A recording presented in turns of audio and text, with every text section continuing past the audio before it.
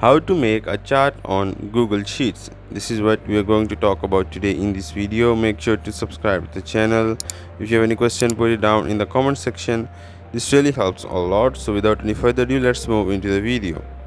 First of all, you have to go and open Google Sheets.